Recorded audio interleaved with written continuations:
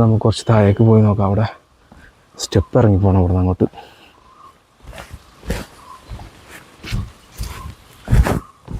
എൻ്റെ മോനെ ഇതെന്തെന്നോ കൊക്ക അങ്ങോട്ട്. ഇല്ല അങ്ങ് പോണെന്നായിരിക്കേ.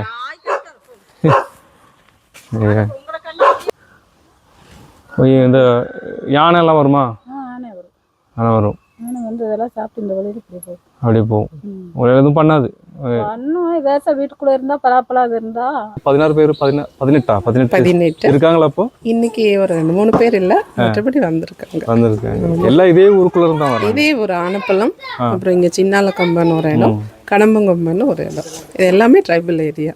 ஓஹோ, அது பக்கத்துல இன்னும் சின்ன சின்ன ஊர் இருக்கு. ஆமா ஆமா, அங்கெல்லாம் வர்றாங்க. பை வாக்கு தான் எல்லாம். எல்லாம் நடந்து வருவாங்க. எவ்வளவு டிஸ்டன்ஸ் இருக்கும் ஒரு ஊருக்கு? இங்க இருந்து ஒரு 2-3 கிலோமீட்டர் டிஸ்டன்ஸ் நடந்து வந்துருவாங்க குழந்தைங்க காலையில.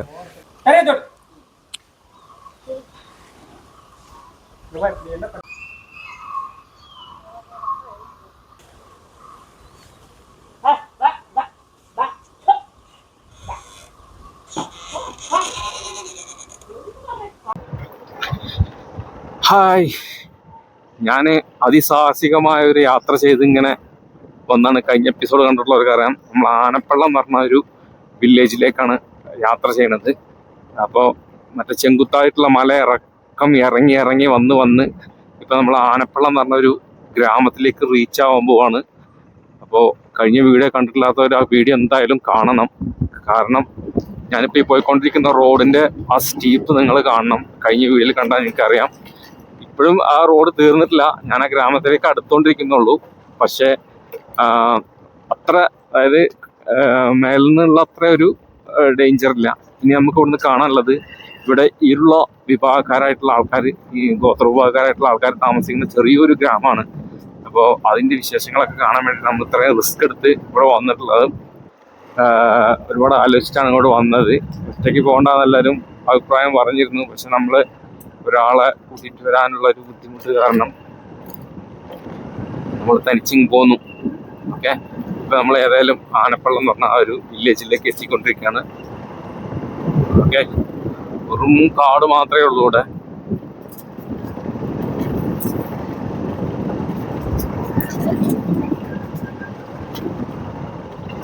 എന്താ, അതൊക്കെ ആ വില്ലേജിൽപ്പെട്ട സ്ഥലമാണ്. നമുക്ക് ഇനി കുറച്ചും കൂടെ താഴേക്ക് ഇറങ്ങണോ? കുറച്ചും കൂടെ താഴേക്ക് പോകണം. ഇവിടെയൊക്കെ വീടുകളുണ്ട് കേട്ടോ. അപ്പോൾ ഇവിടെയൊക്കെ ആയിട്ട് വീടുകളുണ്ട്. പക്ഷെ ഇതിൻ്റെ ഒരു എൻഡ് പോയിന്റിലേക്കാണ് എനിക്ക് പോകാൻ വേണ്ടി ഉദ്ദേശിക്കുന്നത്. ആ റോഡ് എവിടെയാണെന്ന് അറിയില്ല.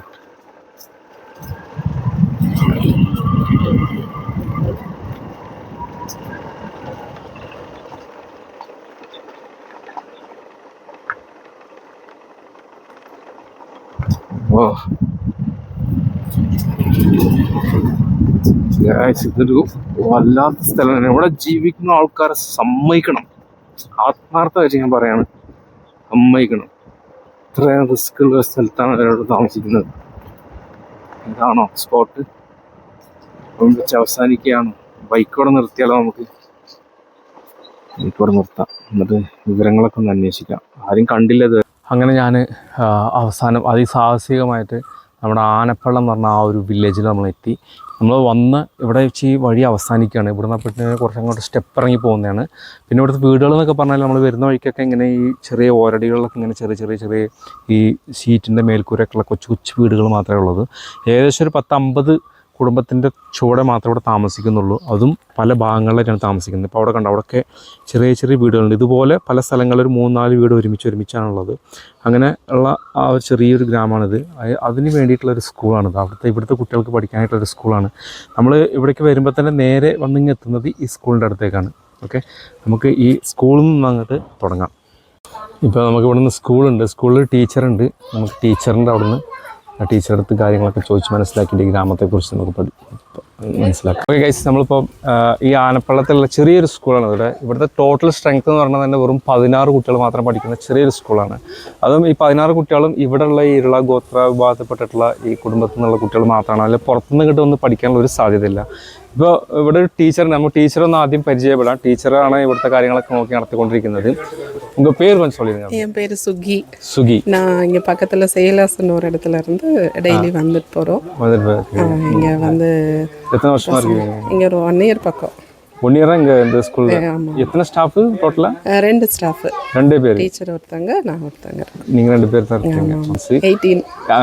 18 ஸ்டூடெண்ட்ஸ் இருக்கு. ஓகே. அப்புறம் அவங்க சத்துணவு அந்த மாதிரி இது இல்லை, இது வந்து ஏரியா வந்து ட்ரைபல் ஏரியாங்கிறனால அவங்களோட ஃபுட் அக்காமடேஷன் எல்லாமே அந்த ட்ரைபல் மூலமா சென்டர் ஜிடிஆர் அது மூலமா வருது. எல்லாம் 3 நேரமும் அவங்களுக்கு ஃபுட் இருக்கு, ஹாஸ்டல் ஃபெசிலிட்டி இருக்கு. இப்போ ஒருவேளை இங்கே அவுட்டர்ல எல்லாம் பார்த்தீங்கன்னா கொஞ்சம் பசங்க இருக்காங்க, அவங்க டெய்லி வந்துட்டு போக முடியாது, ஏன்னா யானை கலாட்டா காட்டெருமை இருக்கனால அவங்களுக்கு அங்கே ஹாஸ்டல் ஃபெசிலிட்டி இருக்கு. ஸோ அவங்க அங்கே தங்கினாங்கன்னா அவங்களுக்கு 3 நேரமும் ஃபுட்டு நைட்டெல்லாம் அவங்களுக்கு ஸ்டே பண்ணலாம். அங்கே வார்டன், குக்கு எல்லாருமே அவங்களுக்கு இலவசமாக இருக்கு.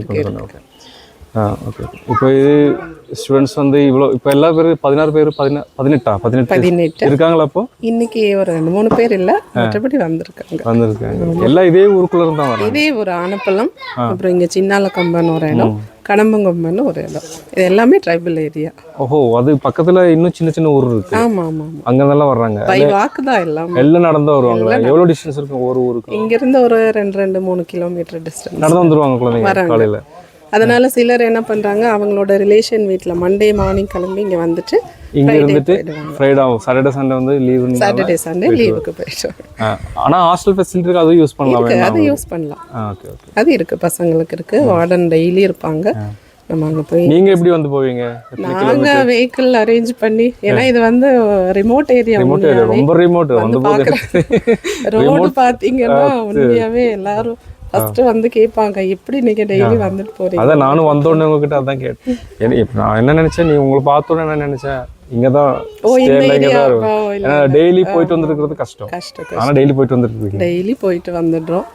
ஸோ இந்த குழந்தைங்க வந்து, ஏன்னா எல்லாருமே அவங்க நல்லா படிப்பாங்க, நல்லா அவங்களுக்கு அந்த நாலேஜ் எல்லாம் நல்லா இருக்கு.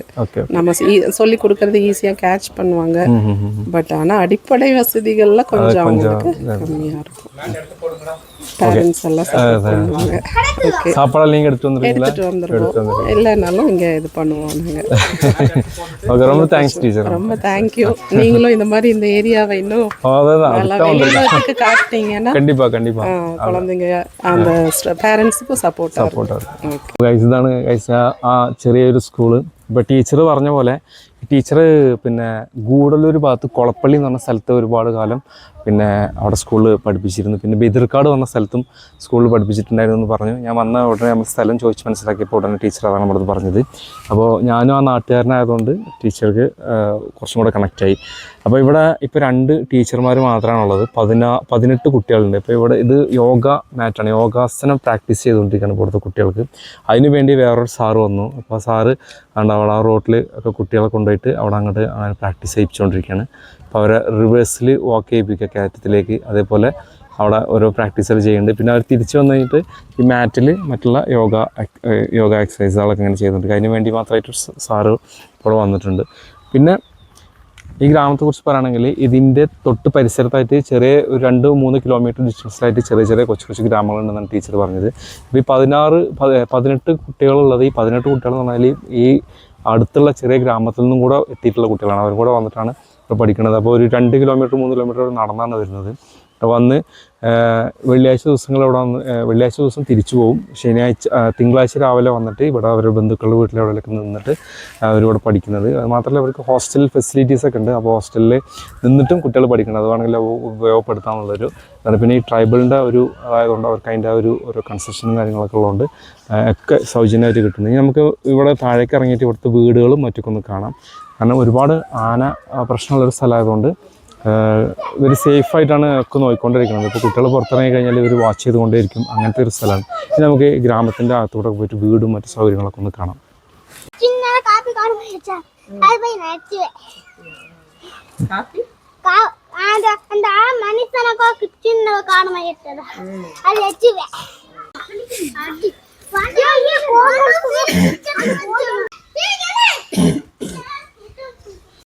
അപ്പം നമുക്കിതിൻ്റെ താഴേക്കൊന്ന് പോയി നോക്കാം.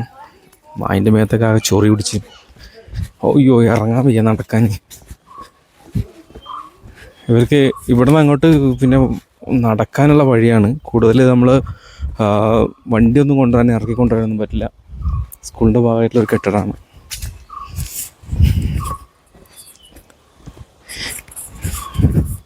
ഇപ്പോൾ ഇവർ ഇരുളാസ് എന്ന് പറഞ്ഞ ഒരു ഭാഗക്കാരാണ് ഇവിടെ ഉള്ള ആൾക്കാരൊക്കെ. പിന്നെ ഈ കാണുന്ന മല ഉണ്ടല്ലോ, ആ മലൻ്റെ മുകളിൽ ആ ചെരുവിൽ കുറച്ച് കുടുംബങ്ങളുണ്ട്. അവർ കുറുമ്പാസാണ്. കുറുമ്പ എന്ന് പറയുന്ന ഭാഗക്കാർ അവിടെ ഉണ്ട് അത്ര. പക്ഷേ അവർക്ക് അങ്ങോട്ട് പോകാനുള്ള വഴി ടീച്ചർ അറിയില്ല എന്ന് പറഞ്ഞു. അതാണ് എന്താ ഇവിടുത്തെ വീടുകളൊക്കെയാണ്. മൈ ഗോഡ്, ഒന്നും ചെയ്യൂല എന്ന് വിചാരിക്കണം.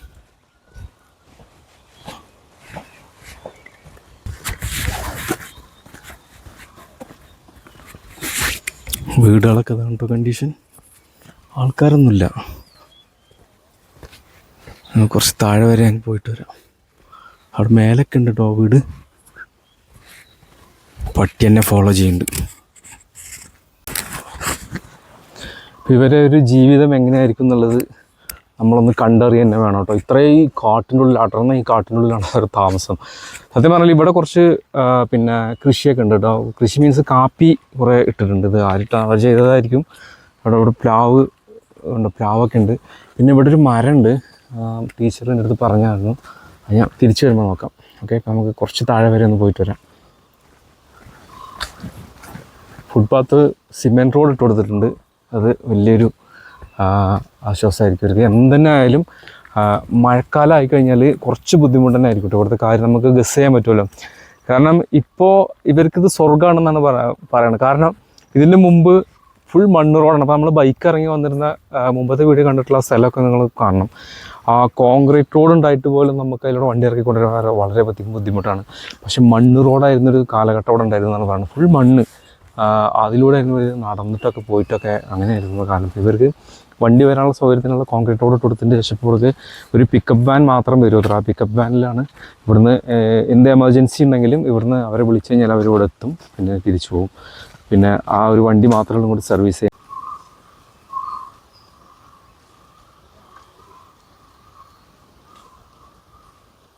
ഇത് അമ്പലമാണ് തോന്നുന്നുണ്ട്. ഒരു ചെറിയൊരു ശിലയുണ്ട്. അത് അമ്പലമാണ്. 2 ബൈക്കുണ്ട്, സ്കൂട്ടിയും ഒരു ബൈക്കും ഉണ്ട്. പിന്നെ വാട്ടർ ടാങ്കാണ്. ഇതിൻ്റെ അപ്പുറത്തേക്ക് എന്താണെന്നറിയില്ല. ഇവിടെ ഒരു കെട്ടിടം ഉണ്ടല്ലോ, എന്താണ് സംഭവം? ഗവൺമെൻറ് കെട്ടിടമാണ് എന്തായാലും. സമൂഹ വിടുതി. ഇത് ഹോസ്റ്റലാണ്. ആണിപ്പല്ലം. ഇത് കുട്ടികൾക്ക് ഹോസ്റ്റലാണ്. അതായത് എഡ്യൂക്കേഷന് വലിയ പ്രാധാന്യം കൊടുക്കുന്നുണ്ടെന്നുള്ളത് ഇവിടെ വരുമ്പോൾ നമുക്ക് മനസ്സിലാവും. കാരണം ഒന്നാമത് ഇവിടുത്തെ ടീച്ചേഴ്സ് അത്ര റിസ്ക് എടുത്തിട്ട് ഇവിടെ രാവിലെ വന്ന് വൈകുന്നേരം മടങ്ങി പോകുന്നത് തന്നെ ഏറ്റവും വലിയൊരു ഡെഡിക്കേഷനാണ്. അത് അവർ ചെയ്യുന്നുണ്ട്. പോരാത്തതിന് സർക്കാർ തലത്തിൽ നിന്നുള്ള പിന്നെ ആനുകൂല്യങ്ങൾ കൊണ്ടുവന്നത്. ഇത് ആനപ്പള്ളം എന്ന് പറഞ്ഞ സ്ഥലത്തുള്ള ആ ഒരു കുറച്ച് കുട്ടികൾ, അത് 16-18 വരെയുള്ള കുട്ടികൾ മാത്രമേ ഉള്ളൂ സ്ട്രെങ്ത്ത്. ആ കുട്ടികൾക്ക് വേണ്ടി ഹോസ്റ്റൽ ഇവിടെ നിർമ്മിച്ചിട്ടുണ്ട്. കാരണം ഈ 50 വീട് എന്ന് പറയുന്നത് തന്നെ ഒരു സ്ഥലത്തല്ല, പല സ്ഥലത്തായിട്ട് ഇങ്ങനെ കാട്ടിൻ്റെ ഉള്ളിൽ ഇങ്ങനെ പതുങ്ങി കിടക്കുന്ന വീടുകളാണ്. അപ്പോൾ അവിടെ നിന്നൊക്കെ ആൾക്കാർ ഇങ്ങോട്ട് കുട്ടികൾ വരുന്നുണ്ടെങ്കിൽ കുട്ടികളെ ഇവിടെ താമസിപ്പിക്കാൻ വേണ്ടിയിട്ടാണ് ഒരു ഹോസ്റ്റൽ ഫെസിലിറ്റീസ് ചെയ്ത് കൊടുത്തിട്ടുള്ളത്. അപ്പോൾ ഇവിടെ നമുക്ക് കുറച്ച് താഴേക്ക് പോയി നോക്കാം. അവിടെ സ്റ്റെപ്പ് ഇറങ്ങി പോകണം ഇവിടെ നിന്ന് അങ്ങോട്ട്.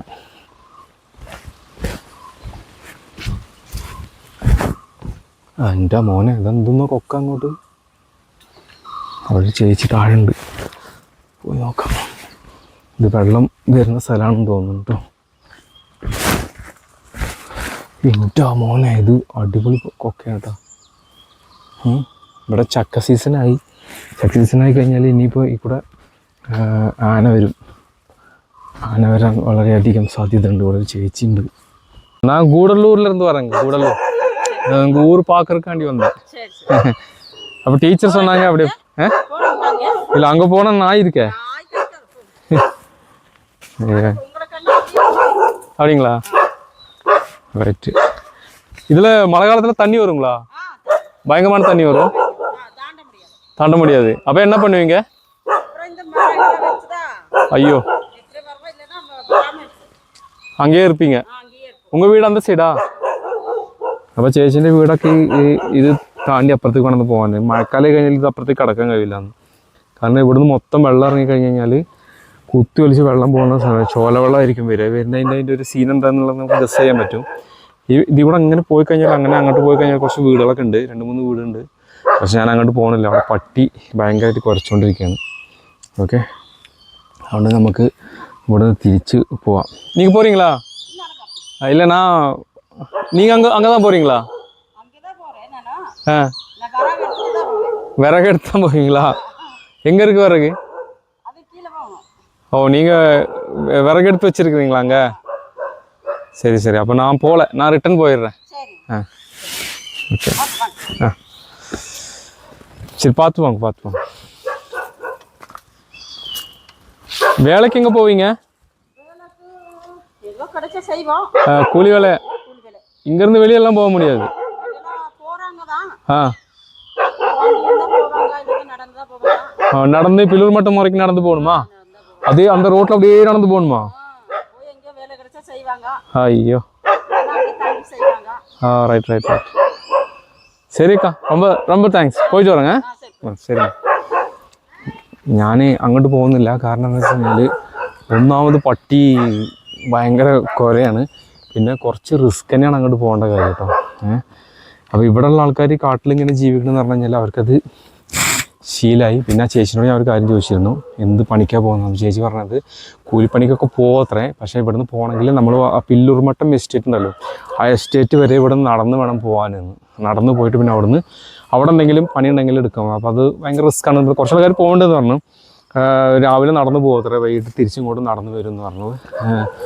അപ്പോൾ അതൊക്കെയാണ് ഇവിടുത്തെ ജീവിത രീതികൾ, അങ്ങനെയൊക്കെയാണ് ഇവിടെ പോകുന്നത്. ഞാനിനി അവിടെ അധികമൊന്നും തിരിയുന്നില്ല. It is very danger place. അമ്പലമാണ് കാണുന്നത്. ഈ ഹോസ്റ്റലിലൊന്നും ഇപ്പോൾ കുട്ടികളൊന്നും ഇല്ല എന്നാണ് തോന്നുന്നത്. ഇതിൽ കൂടെ ഒക്കെ പോയി കഴിഞ്ഞാൽ അങ്ങോട്ടും ഇങ്ങോട്ടൊക്കെ ഇറങ്ങി ചെന്ന് കഴിഞ്ഞാൽ ഒരു വീടൊക്കെ ഉണ്ടാവും. ഉണ്ടോ? ഇത് പേടി പട്ടിയാളാണ്. ഇതിൽ കൂടെ ഒക്കെ വഴിയുണ്ട്, പോയാലെന്താവും.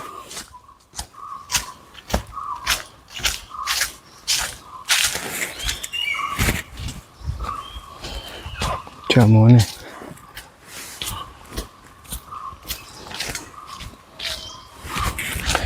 എൻ്റെ ഒരു എക്സ്പീരിയൻസിൽ നമ്മളൊരുപാട് ട്രൈബൽ വില്ലേജുകൾ പോയിട്ടുണ്ട്. ഇത് അതിൻ്റെ മാരക വേർഷനാണെന്ന് നമുക്ക് വേണമെങ്കിൽ പറയാം. കാരണം അങ്ങനെയുണ്ട് ഇവിടുത്തെ സറൗണ്ടിങ്സൊക്കെ. കാട് എന്ന് പറഞ്ഞു കഴിഞ്ഞാൽ ഭയങ്കര ഭീകരമായ ഒരു അന്തരീക്ഷം. വലിയ വലിയ കൊക്കകളൊക്കെ നമ്മൾ നോക്കുമ്പോൾ തന്നെ നോക്കി നടക്കണം. സൈഡിലേക്ക് വലിയ വലിയ കൊക്കകൾ ഒക്കെ ആയിട്ടുള്ളൊരു സ്ഥലമാണ്. ഇവിടുന്ന് ആനപ്പള്ളം എന്ന് പറഞ്ഞ ഗ്രാമത്തിൽ കൂടുതൽ ആൾക്കാർ താമസിക്കുന്നത് ഇവിടെയാണെന്ന് തോന്നുന്നു. നമുക്കൊന്ന് ജസ്റ്റ് ഒന്ന് ഇറങ്ങിപ്പോയി നോക്കാം. എന്താല്ലേ അടിപൊളി സ്ഥലം. ഓ, സമ്മതിക്കണം കേട്ടോ ആൾക്കാരെ. പുറം ലോകമായിട്ടൊരു കണക്ഷൻ എന്ന് പറഞ്ഞില്ല. എന്താ ഫെൻസിങ്ങൊക്കെ കൂടെ തന്നെ ആനക്കുള്ള പുറം ലോകമായിട്ട് കണക്ഷൻ ഇല്ല എന്ന് വെച്ച് കഴിഞ്ഞാൽ ഒട്ടും തന്നെ ഇല്ല. പിന്നെ ഇവിടുത്തെ ഇവർക്ക് കടകൾ വെച്ച് കഴിഞ്ഞാൽ ഇവിടെ ഒരു പെട്ടിക്കട മാത്രം ഉണ്ടെന്ന് പറഞ്ഞു. അത് ചെറിയ കുട്ടികൾക്കൊക്കെ വേണ്ടിയിട്ടുള്ള പെട്ടിക്കട ആയിരിക്കും. അതിൻ്റെ അപ്പുറത്തേക്കൊന്നുമില്ല. എനിക്ക് പോകാൻ പേടി എന്താണെന്ന് വെച്ചാൽ പട്ടി ഓടി വരും. അതാണ്. ആരും ഇല്ല കേട്ടോ, ആൾക്കാരൊന്നുമില്ല. ഉണ്ടല്ലേ, ഈ കാണുന്ന 5-6 വീടുകളിലൂടെ, 5 അല്ല ഒരു 10 വീടുണ്ടാവും. ഓക്കെ, കുറച്ചുകൊണ്ട് പോയി നോക്കാം. അതാ ഒരു വയസ്സായി അമ്മ വിറക് കയറ്റിട്ട് വരുന്നുണ്ട്.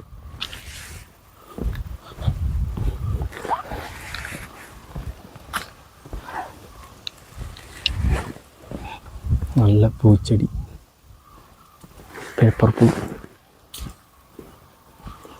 அம்மா எங்கே போயிட்டு வரீங்க? விறகு போயிட்டு வரீங்களா? எங்கே போயிட்டு வரீங்க? ரொம்ப கீழே போயிட்டீங்களோ? பக்கத்துலேயே தானா? வீடு எங்கே? உங்கள் வீடு தானே அது? அது சரி. അപ്പോൾ ഇവിടുന്ന് ഡീറ്റെയിൽസൊക്കെ ചേച്ചിൻ്റെ തന്നെ എടുക്കാം. உங்கள் பேர்? செல்வி. என்ன வேலைக்கு போகிறீங்க? வேலைக்கு போகிறதில்ல.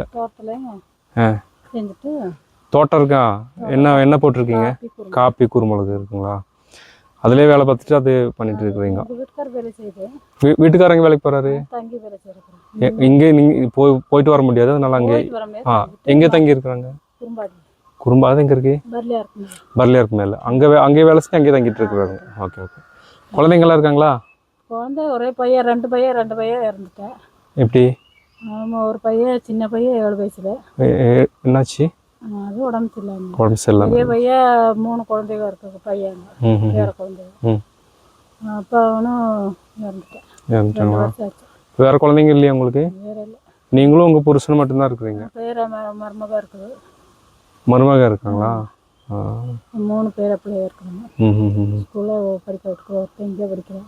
உங்களுக்கு இந்த மளிகை பொருட்கள் எங்கே போய் வாங்குவீங்க? கடை இருக்கா? போகணும். எங்கே? குன்னூர் இல்லைன்னா புல்லூர் மரத்தில் போகணும். பில்லூர் மட்டும் போய் தான் வாங்கிட்டு வரணுமா? அப்போது எப்போ போவீங்க? இப்போ ஞாயிற்றுக்கிழமை போடுறதா? ஒரு ஞாயிற்றுக்கிழமை மட்டும்தான் போவோம். இடையில ஏதாவது எமர்ஜென்சி ஏதாவது தேவைப்பட்டால் ஒன்றும் இல்லை, அப்படி இருக்க வேண்டியது தான். முக்கியமான ஜோலினா குன்னூர் போகிறது. குன்னூர் போகிறது. அது பில்லூர் மட்டும் போனால் தானே பஸ் கிடைக்கும்? இங்கேருந்து நடந்து தான் போகணும். நடந்து தான் போகணும். மற்ற அந்த பிக்கப் வேன் ஒன்று வரும்னு சொன்னாங்க, அதில் ஏறி போக முடியாது. ஒரு ஆள் போனால் 700 கொடுக்கணும். 10 பேர் போனால் ஆளுக்கு 100 கொடுக்கணும். ஒரு ஆள் போனாலும் 700 கொடுக்கணும். 2 பேர் போனாலும் 6 பேர் 5 பேர் 7 பேர் போனாக்கா 700 100 கொடுத்துடணும். அது போயிட்டு வர்றது கஷ்டம். பஸ்ஸுன்னு 5 ரூபா 6 ரூபாய் டிக்கெட் தான். நடக்காதில்லை எல்லாம் அதில் தான் போகிறாங்களே. ஏன்னா நடக்கிறது ரொம்ப கஷ்டமாகி போச்சு. சரிங்க. வீடு கரண்ட் எல்லாம் இருக்கா வீட்டில்? கரண்ட் எல்லாம் இருக்குது. வீடு தான் இல்லை, எல்லாம் தகரம் போட்டு எல்லாம் பாருங்க. வீடு ரொம்ப தான் இருக்குல்ல. காட்டி கொடுக்குறேங்கிறாங்க, எங்கேயே காட்டி வீடு இல்லை, ஒன்றும் இல்லாமல் எல்லாம் மழை வந்தாக்கெல்லாம் ஒழுகுது. வீடெல்லாம் அதெல்லாம் நான் கல்யாணம் முடிச்சுட்டு வந்த வீட்டில் கட்டின வீடு. இது வரைக்கும் எதுவும் இல்லை. அதே தான். Right right right. இந்த யானை எல்லாம் வருமா? ஆனை வரும். யானை வரும். யானை வந்து இதெல்லாம் சாப்பிட்டு இந்த வழியில் இப்படி போகும். அப்படியே போகும். ஒரு எதுவும் பண்ணாது. இன்னும் ஏதாச்சும் வீட்டுக்குள்ளே இருந்தால் பலாப்பழம் இருந்தா. இப்போ பலாப்பழ சீசன் வச்சு வந்துட்டே இருக்கும். பலாப்பழ சீசனுக்கு வரும். பழம் வராது. வராதுல்ல. இதுதான் உங்கள் வீடு? கீழே அப்படிங்களா? அப்படிங்களா? ശരി ശരി ശരി. അപ്പോൾ ഈ കാണുന്നതാണ് സെൽവി അക്കേൻ്റെ വീട്. ഓക്കെ, നമ്മളിപ്പോൾ ഉദാഹരണത്തിന് സെൽവി അക്കേൻ്റെ ഒരു കഥകൾ ചോദിച്ച് മനസ്സിലാക്കി. ഏകദേശം അതിനോട് സമാനമായിട്ടുള്ള കഥകൾ തന്നെ ആയിരിക്കും ഇവിടെ എല്ലാവരുടെ കഥകളും.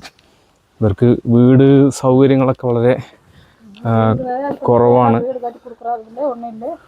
வீடெல்லாம் வருமா? எல்லாம் உங்களுக்கு யாராவது இருக்காங்களா? இந்த அதிகாரிங்க யாராவது வந்து பார்ப்பாங்களா? இங்கே பார்த்துட்டாங்க. பட்டா கொடுக்குறவங்க காடு அளக்க வந்ததா. அப்போ பாதி பேர் எங்காலும் சண்டை போட்டது. பட்டா கொடுத்தாதான் வீடு. பட்டா இடம் இருந்தால் தான் வீடு கட்டி கொடுக்கணும்னு சொல்லியிருக்காங்களா? பட்டா வாங்கினாதான் பட்டா எடுத்துக்கு அப்படிங்கிறாங்க. அப்படின்னு அதோட நிப்பாட்டினது. வீடும் வரல, ஒன்றும் வரல. ஆராய்ச்சிக்கு வந்து கட்டுறாங்களோ எல்லாம் இடிஞ்சு போயிருக்கு பாருங்க. Right right. இதெல்லாம் பழைய வீடா? எல்லாம் பழைய வீடு தான். இதெல்லாம் ஃபர்ஸ்ட் கட்டின வீடு.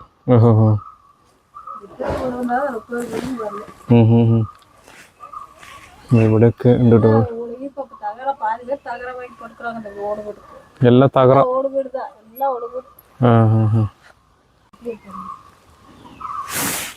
வீடு வந்தா பரவாயில்ல. இங்கே 2-3 வீடு தான் இருக்கு.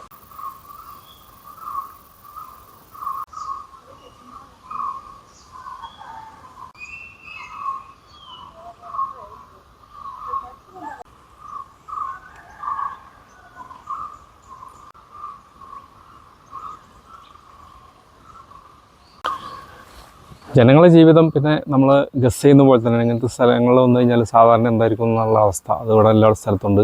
അതായത് വീട് മറ്റുള്ള സൗകര്യങ്ങളൊക്കെ വളരെയധികം പരിമിതപ്പെട്ടതാണ്. അവർക്കുള്ള വാഗ്ദാനങ്ങളൊക്കെ അങ്ങനെ വെറും വാഗ്ദാനങ്ങളായിട്ട് നിൽക്കുന്നുള്ളവർക്ക് വീട് പുതുതായിട്ടുള്ള വീടുകൾ നിർമ്മിച്ചു കൊടുത്തിട്ടുള്ള നല്ല പരാതികളൊക്കെ അവർക്കുണ്ട്.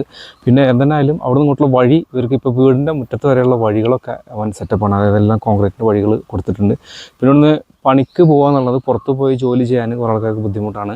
കാരണം ഈ ട്രാൻസ്പോർട്ടിങ്ങിൻ്റെ ഒരു പ്രശ്നമുള്ളതുകൊണ്ട് ആണുങ്ങളൊക്കെ ഇവിടുന്ന് കുറച്ച് ആൾക്കാരൊക്കെ പുറത്ത് പോയിട്ട് നിന്ന് അവരവിടെ നിന്ന് ജോലി ചെയ്യാണ്. ദിവസം വന്നിട്ട് പോകുന്ന പരിപാടികളൊന്നുമില്ല. പക്ഷെ മുമ്പ് ഇവിടുന്ന് ആൾക്കാർ വന്നും പോയിരുന്നത് രാവിലെ പോയി വൈകുന്നേരം തിരിച്ചെന്ന കണ്ടീഷനുണ്ട്. പക്ഷെ ഇപ്പോൾ ആൾക്കാർ ഇവിടെ കുറച്ച് സ്ഥലമൊക്കെ ഉണ്ട്. അതിലിങ്ങനെ കൃഷിയും കാപ്പിയും കുരുമുളക് കൃഷി ചെയ്തിട്ട് അങ്ങനെ ജീവിക്കുന്ന ഒരു സാഹചര്യമാണ് ഇപ്പോൾ ഉള്ളത്. പിന്നെ വേറെ വീടിൻ്റെ സൗകര്യങ്ങളും കുറേ അസൗകര്യങ്ങളൊക്കെ ഓർക്കുന്നുണ്ട്. വന്യമൃഗങ്ങളുടെ ശല്യം രാത്രി കഴിഞ്ഞാൽ കരടി ഒക്കെ ഭയങ്കരമായിട്ട് ബഹളം വെക്കുന്ന പല സംഭവങ്ങളും ഉണ്ടാകുന്നുണ്ട്. അത്ര കാട്ടാനകളൊക്കെ കൂടുതലായിട്ട് ഇങ്ങനെ വിലസുന്ന ഒരു സ്ഥലമാണ്. പിന്നെ കാടാണ്, അതുകൊണ്ട് അതെല്ലാം ഉണ്ട്. അങ്ങനെ അതിൻ്റെയൊക്കെ കുറേ പ്രോബ്ലംസൊക്കെ ഇവർക്കുണ്ട്.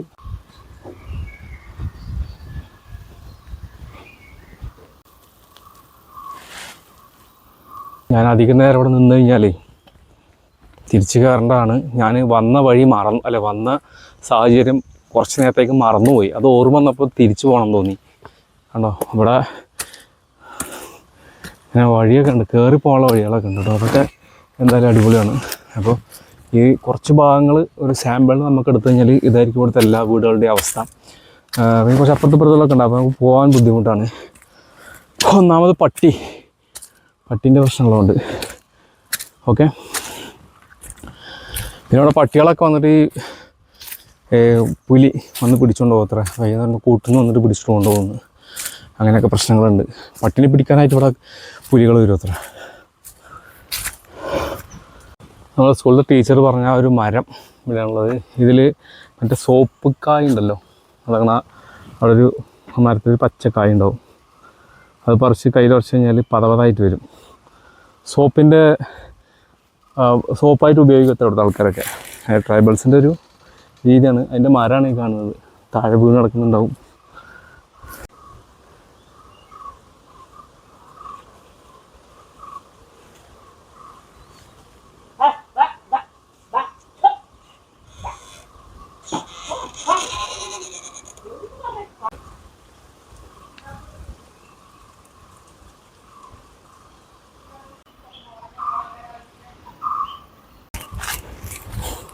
ആൾക്കാർ വളരെ കുറവാണ് ഇവിടെ. ഒക്കെ അങ്ങനെ ഈ തൊട്ടപ്പുറത്തപ്പുറത്തൊക്കെ ആയിട്ട് ചില കൃഷികളൊക്കെ ചെയ്യുന്നുണ്ട്. അവരൊക്കെ തോട്ടത്തിലേക്കൊക്കെ പോയിരിക്കുകയാണ്. വീട്ടിൽ ഇങ്ങനെ വയസ്സായ വല്യമ്മമാർ മാത്രമേ ഉള്ളൂ. ഒരു പാട്ടിയുണ്ട്, നമുക്ക് ആ പാട്ടിന് പോയി കണ്ടിട്ട് വരാം. എന്താ ഒരു പാട്ടി അവിടുന്ന് വരുമ്പോൾ കണ്ടിരുന്നു, പാട്ടിയെ കണ്ടാൽ പോയി. അതവിടെ ഉണ്ട്, പാട്ടീൻ്റെ വീടാണിത്. എന്താ കൊട്ടായ എന്തൊക്കെയുണ്ട്.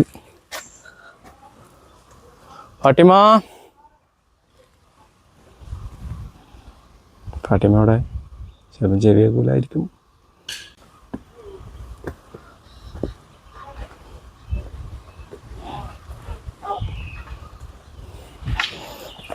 ഫാട്ടിമ ഇവിടെ, ഫാട്ടിമ കാളുസാറാ വിറക വെട്ടിക്കൊണ്ടിരിക്കുക.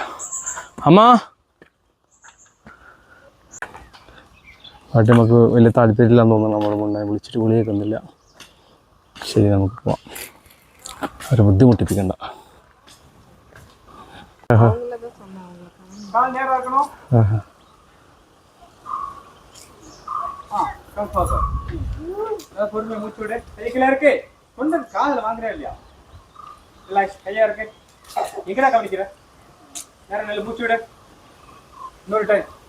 கமெண்ட் மட்டும் கொடுப்பேன்.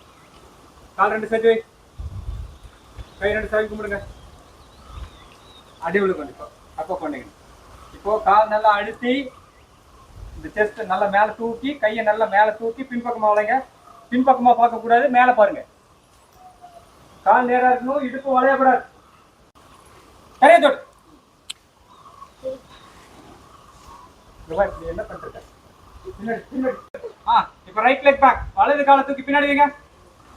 റൈറ്റ് ലെഗ് ബാക്ക്, വലത് കാൽ തൂക്കി പിന്നാടി വെച്ച് റൈറ്റ് നീ ഡൗൺ.